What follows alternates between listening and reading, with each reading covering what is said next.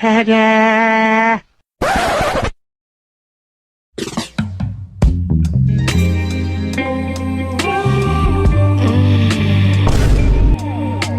Damn, I don't even know who I was last night.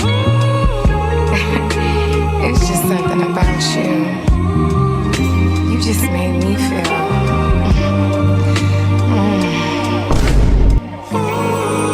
Was it?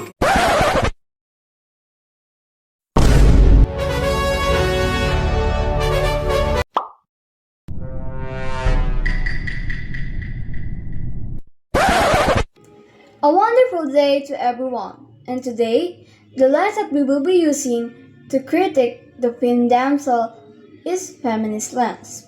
But before we start, what do we mean by feminist lens? A feminist lens is a critical viewpoint that examines how gender, power, and social expectations affect women's representation and experience. It involves in analyzing literature, history, and social structures to expose patriarchal norms and inequalities. We challenge how women have been portrayed and marginalized in society and cultural works.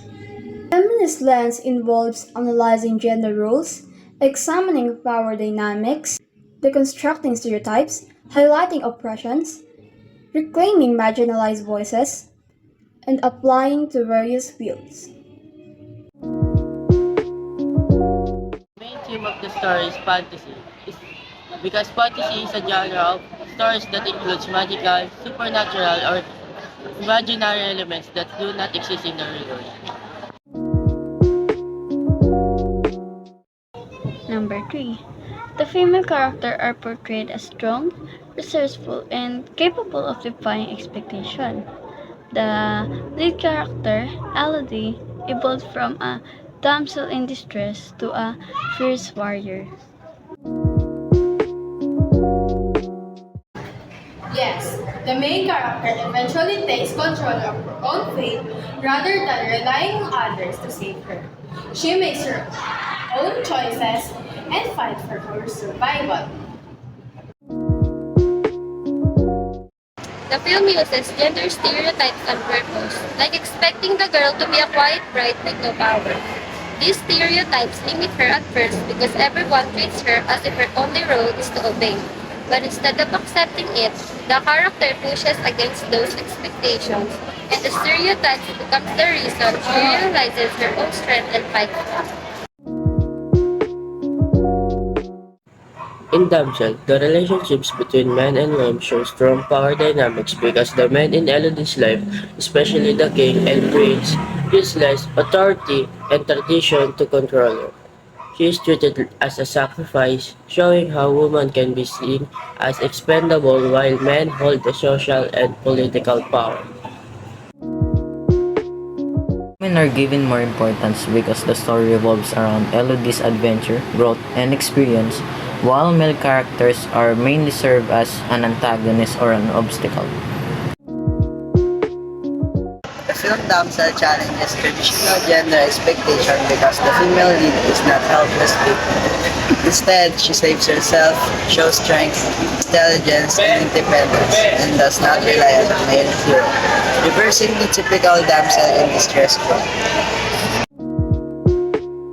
The film Damsel highlights several issues about women and gender equality. It shows how women are often treated as objects in a patriarchal society, where their value is based on what they can offer to men or powerful groups. My judgment on the film is that Damsel is a very wonderful fantasy film. How they presented female empowerment and resistance against patriarchal is very impactful, and I admired it. Millie Bobby Brown as Elodie portrays how women are smart, strong, and has capability more than we think. She presented how women can stand for themselves no matter what.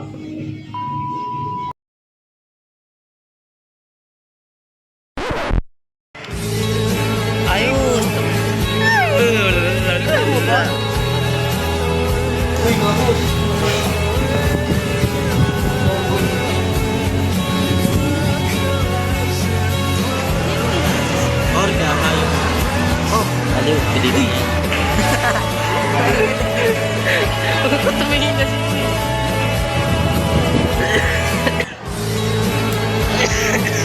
Sa akin. Ayun. Ina.